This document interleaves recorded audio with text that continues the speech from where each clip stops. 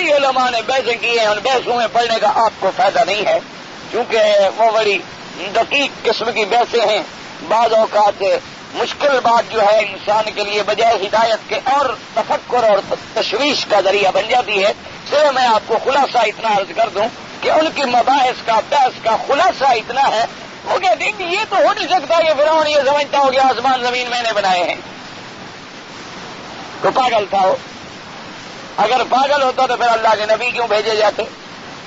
اور اگر پاگل نہیں تھا تو وہ جانتا تھا کہ زمین میں نے نہیں بنائی، آسمان میں نے نہیں بنائے۔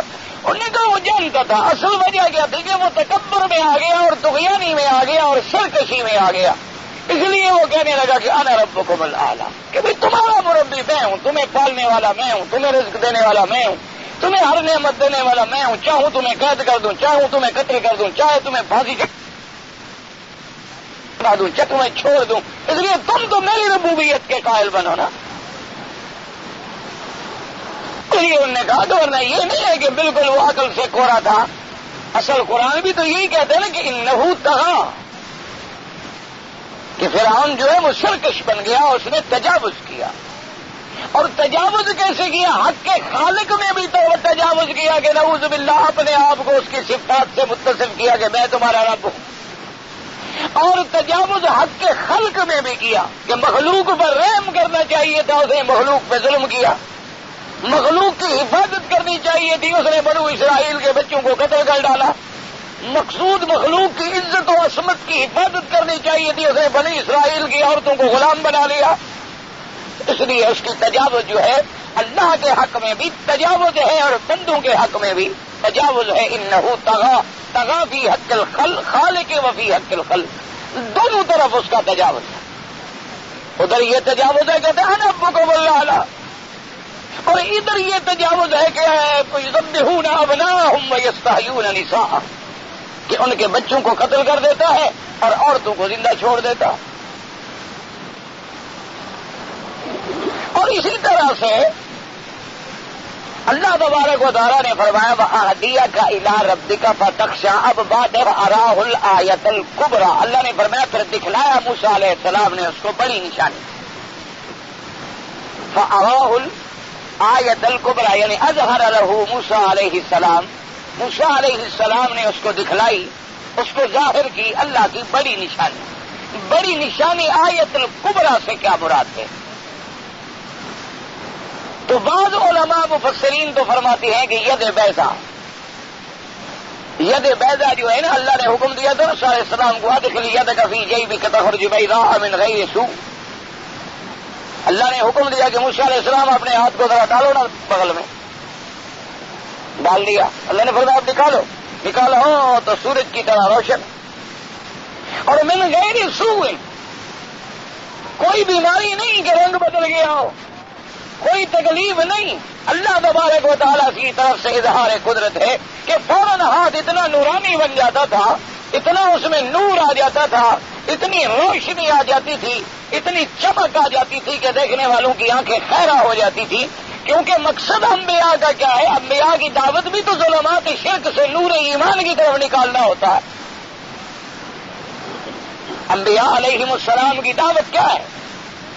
کہ وہ اللہ کے بندوں کو غیروں کی بندگی سے چھڑا کر اللہ کی بندگی سکھلائیں، ظلمات شرک اور کفر کے اندھیروں سے انہیں نکال کر نور ایمان کی روشنی اور اجالے میں انہیں لے آئیں، ان کا کام یہی ہوتا۔ اس لیے اللہ تبارک و تعالیٰ نے موسیٰ علیہ السلام کو ید بیضا کی نشانی جو ہے وہ عطا فرمائی۔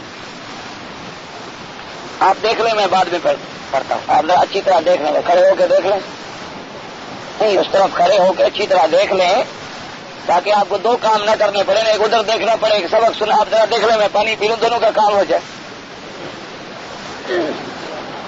دیکھ لو کیا نظر آیا، مجھے بھی تو سمجھائیں، ابھی دیکھ لیا ہو تو پھر میں عرض کروں گا کہ اب یہ دیر ہو تو میں اور ذرا سانس لے لوں۔ میں تو آپ کو پریشان نہیں کرتا نا، آپ چاہے مجھے پریشان کریں، میں آپ کو موقع دیتا ہوں نا کہ آپ اچھی طرح دیکھ لیں۔ ایک آدمی تھا، انسان تھا، وردی پہنے ہوئے تھا، وہ بھاگ رہا تھا، وہ دوڑ رہا تھا، وہ کیوں دوڑ رہا تھا؟ قرآن چھوڑو اور اس کے پیچھے دوڑ پڑو۔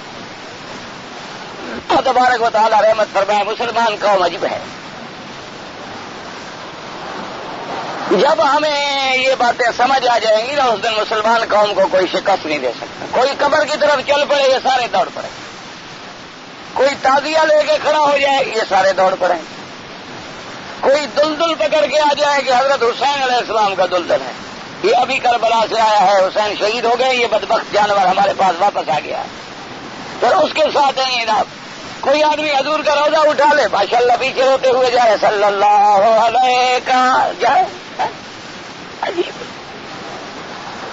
یا نبی سلام علیہ کا شروع, وہ کس پہ پڑھ لے روزہ صاحب. انا للہ ہے.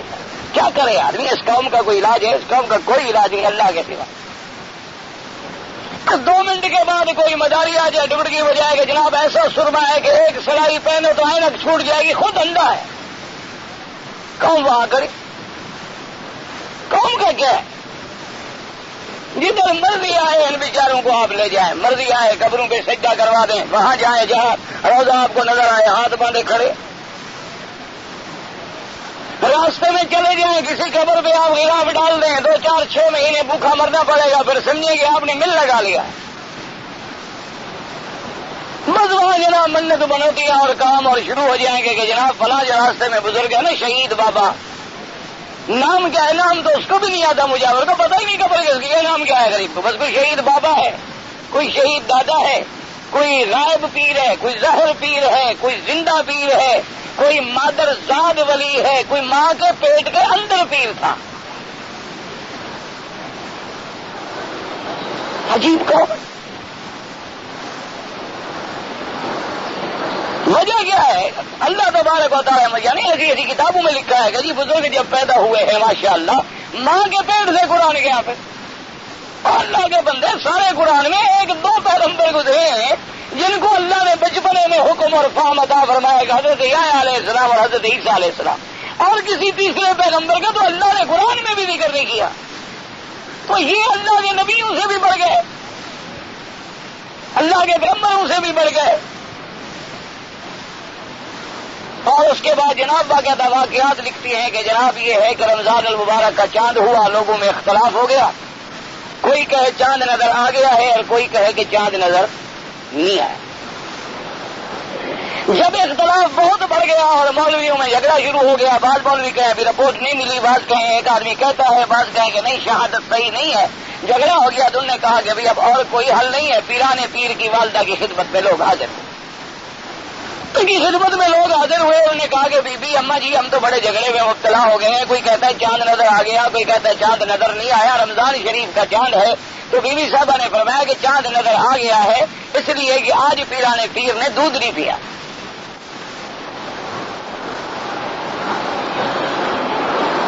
اور جناب اس کے بعد سبحان اللہ اور قوم بیٹھی ہے اور یا پیر یا دستگیر کے نعرے شروع.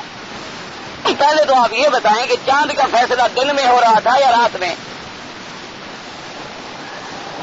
چاند دیکھنے کا جھگڑا رات کو مغرب سے عشاء تک آدھی رات تک رات کو شروع ہوگا نا کہ کل ہمارا روزہ خب نہ ہو کہ دوسرے دن جھگڑا کرتے ہو. اگر رات میں ہوا تھا تو پیرانے پیر نے رات کو دودھ چھوڑ دیا, رات کو روزہ ہوتا ہے کہ کسی نے غور ہی نہیں کیا, ضرورت ہی نہیں تھی غور کرنے. اور اگر 1 منٹ کے لیے دن میں جھگڑا ہوا اور چھوڑ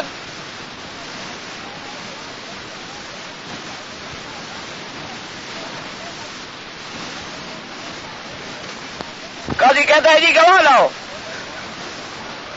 آپ مدعی ہیں اور مدعی کے ذمہ ثبوت گزارنا ہے, آپ کے پاس گواہ ہیں؟ آپ نے فرمایا ہاں گواہ ہے, میرا بیٹا جانتا ہے. انہوں نے کہا بیٹا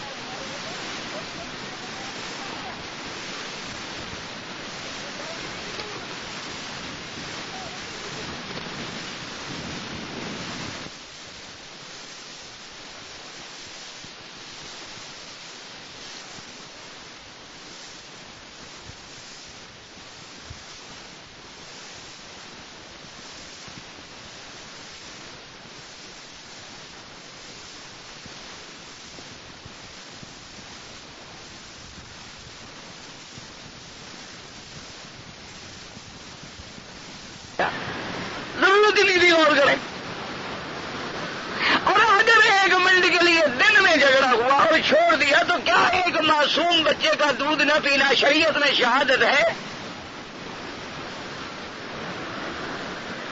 عید کے اندر اس شہادت کا اعتبار ہے کہ قاضی شرح کے سامنے حضرت علی یعنی ولایت کا سر چشمہ داماد محمد مصطفیٰ رضی اللہ تعالیٰ عنہ وارضا سیدنا علی شیر خدا کا جسے لقب ملا ہے، سیدنا علی کھڑے ہیں اپنے خلافت میں اپنے قاضی کی عدالت میں اور فرماتے ہیں یہ ضلع میری ہے۔ قاضی کہتا ہے جی گواہ لاؤ، آپ مدعی ہیں اور مدعی کے ذمہ ثبوت گزارنا ہے، آپ کے پاس گواہ ہے؟ آپ نے فرمایا ہاں گواہ ہے، میرا بیٹا جانتا ہے۔ اس نے کہا بیٹا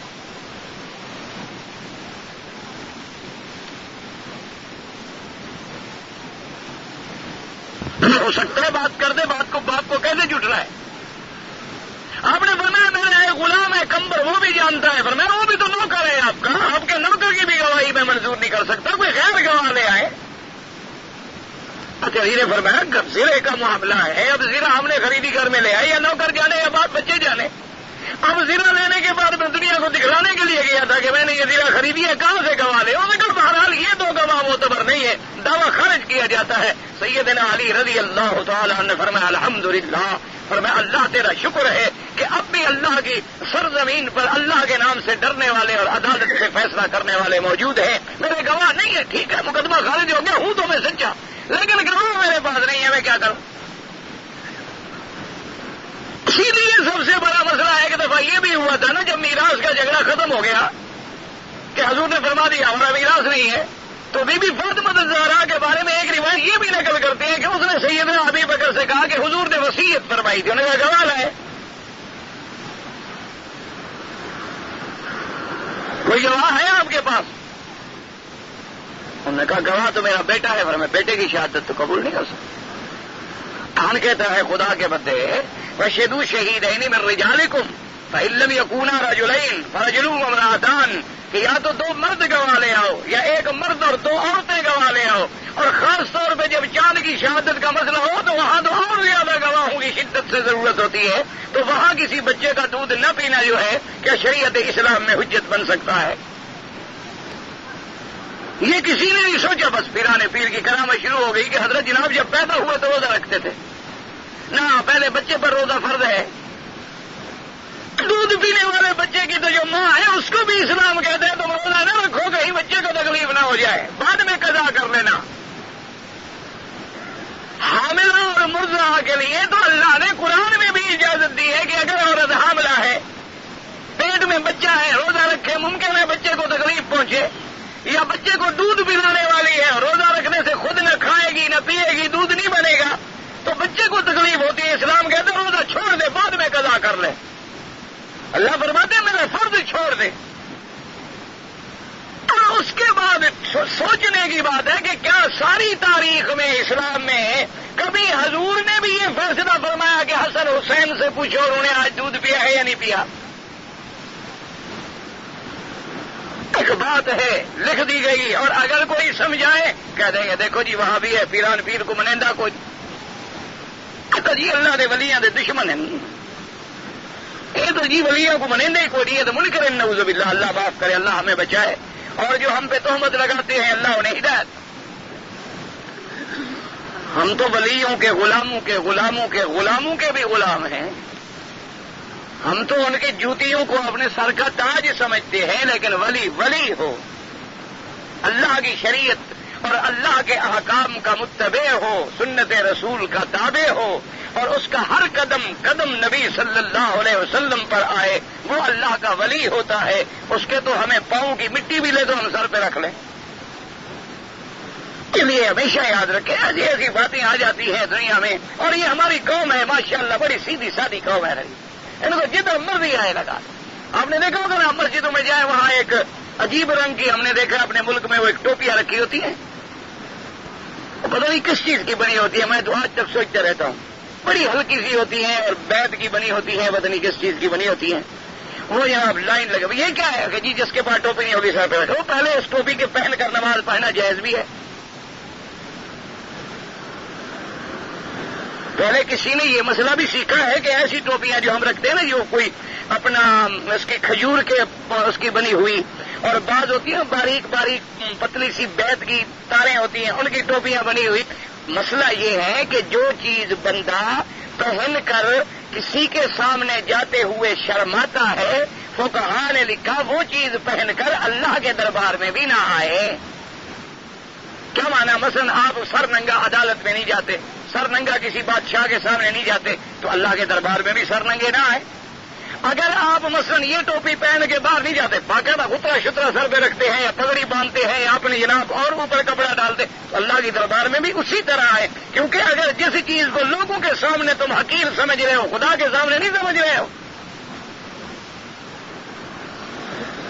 مقصد ہے خذوا زینتکم عند کل مسجد. ہر نماز کے لیے پوری زینت، پورا لباس، پوری تیاری، پوری حیت کاملہ کے ساتھ آؤ. ہاں علماء نے لکھا ہے ایک آدمی مثلا یہی ٹوپی پہن کے جاتا رہتا ہے بازار میں، تو وہ پڑھ لے، اس کے لیے کوئی منع نہیں، کیونکہ وہ تو اسی کے سامنے لوگوں کے سامنے بھی جاتا ہے. تو وہ ٹوپیاں جو آپ نے رکھی ہیں، ابھی آپ کے یہ جو آتے ہیں مساجد میں بڑے بڑے لوگ اور صاحب حضرات یہ ٹوپی پہن کے جائیں گے بازار میں، سواری پیدا نہیں ہوتا. وہ اسی لیے رکھی ہے کہ صرف اللہ کے دربار میں جائیں گے، لوگوں کے سامنے جانے کے تو قابل ہی نہیں ہے، فوراً اتار کے وہاں رکھتے. اس لیے وہ کبھی چوری نہیں ہوتی. اپنے ان ٹوپیوں کو دیکھیں کبھی مسجد سے کوئی لے گیا ہو، کیوں؟ کسی کے کام کی نہیں ہے نا. جو بغیر کام کے ہے وہ خدا کے کام آتی ہے. تو کوئی اچھی ٹوپی رکھ رہی حرم سے لے جائے، یہ 10 ریال والی وہاں مسجد میں رکھے، اگر دوسری نماز پہ مل جائے جو مرضی ہے مجھے آگے پکڑ لینا. یہ یہاں جو 10 ریال میں ملتی ہے نا ٹوپیاں یہ بنی ہوئی، یہ آپ لے جائیں ماشاءاللہ ایک دفعہ ہمت کر کے کوئی 100 ٹوپی خریدیں اور کسی بڑے شہر کی مسجد میں جا کے اگلی صفوں میں بنا کے رکھ دیں کہ لوگ آئیں گے یہ ٹوپی پہنیں گے، اور دوسری نماز میں جائیں اگر ایک ٹوپی پڑی ہو جو مرضی ہے مجھے. وہ ٹوپیاں جب سے مسجد بنی ہے، جیسے مسجد پرانی ہوتی جا رہی ہے اسی طرح وہ ٹوپیاں پرانی ہوتی جا رہی ہیں. میں نے دیکھی ہیں کدھر سے کچھ ٹوٹ گئی، کدھر سے پھوٹ گئی، کدھر سے سیاہ ہو گئی، کالی ہو گئی، بالکل بو آ رہی ہے. پڑی ہے کون اٹھائے؟ کسی کے کام کی ہو تو اٹھائے، جو کام کی نہیں ہے وہ اللہ کے سامنے رکھ کے کھڑا ہے. اللہ کا خوف کریں، کچھ دین کو سمجھیں، دین کو بازیچہ اطفال نہ بنائیں. اسلام اسلام ہے، دین دین ہے، اس کے اندر احکامات ہیں. اللہ تبارک و تعالیٰ آپ کو بھی اور مجھے بھی اور ہر مسلمان کو توفیق دے. اللہ تبارک و تعالیٰ رحمت فرمائے. اللہ تبارک و تعالیٰ ہماری اور آپ کی اصلاح فرما دے. اللہ تبارک و تعالیٰ تمام مسلمانوں کو صراط مستقیم پہ چلا دے. یہ ہمارے مخلوق جو ہے نا، ہماری ان کی عادت ہے جدھر مرضی آئے ان کو لگا دے. ماشاءاللہ بڑی ٹھیک ٹھاک قوم ہے. ایک دفعہ ایک درخت سے کوئی پانی شانی نکلنے لگ گیا، او جناب ساری ٹرینیں جا رہی ہیں بک ہو کے، ٹرینیں پوری ٹرین کی ٹرین، سیٹیں نہیں ملتی، ٹکٹ نہیں ملتا. کیا ہے کہ جی ایک درخت سے پانی نکل رہا ہے، بس جو اس پانی کو پیتے اندھے ٹھیک ہو گئے. پھر یہ اندر جو گیا نا پانی پہ آنکھوں کو لگا سبحان اللہ، واپس جو ہے ٹھیک ہے. ابھی یہ کوئی عیسیٰ علیہ السلام کے اللہ نے پھر اتار دیا ہے. کوئی عقل کرو. اور جناب کوئی 20-25 دن گزرے، مہینہ ہے گزرا، وہ کیا ہوا بھائی؟ او جی پتہ کوئی نہیں، او جی جھوٹ تھا جی، فریب تھا جی، او جی بس ایسے تھا، کسی نے شور بچا دیا، لوگ دوڑ پڑے تھے. بس یہ اس طرح نہیں ہوتا میرے عزیز. مسلمان قوم کو تو اللہ نے بڑی روشن چمکتی ہوئی کتاب دی ہے. مسلمانوں کو تو اللہ نے میرے مدنی پاک کی شریعت دی ہے. حضور نے فرمایا ایسی شریعت چھوڑ کے جا رہا ہوں جس کی رات بھی دن کی طرح روشن ہے. فرمایا ترکتکم علی البیضاء، حضور نے فرمایا میں تمہیں چمکتی ہوئی ایک روشن شریعت دے کر جا رہا ہوں جس کی رات بھی ایسے چمکتی ہے جیسے دن چمکتا ہو. پھر امت محمد مصطفیٰ صلی اللہ علیہ وسلم کو ان باتوں میں، ان جھوٹے جھوٹے چکروں میں تو نہیں آنا چاہیے.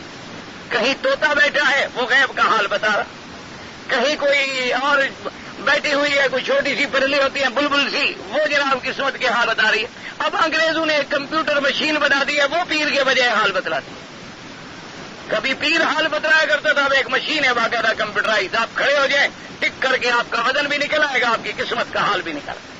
ماشاءاللہ اب وہ مشین عالم الغیب ہے. اور جناب لوگ لگے ہوئے ہیں لائن پر وزن کرا رہے ہیں اور پڑھ رہے ہیں سبحان اللہ آپ کا ستارہ فلانا ہے. اور خدا کے بندے اس مشین کا تو پہلے ستارہ ٹھیک کرے گا. ساری مخلوق اس پر اتر رہی ہے، چڑھ رہی ہے، اتر رہی ہے، چڑھ رہی ہے. پہلے اس غریب کا ستارہ تو ٹھیک کرو، صبح سے لے کر شام تک پاؤں جوتوں میں پڑی ہوئی ہے. پہلے اس لوہے کا ستارہ تو ٹھیک کرو، جو آتا ہے جوتوں کے ساتھ اس پہ کھڑا ہو جاتا ہے. ایسی متبرک چیز جو حال بتلانے والی ہو تو کم از کم سر پہ رکھتے. اس پر جوتوں کے ساتھ تو نہ کھڑے ہو جاتے نا.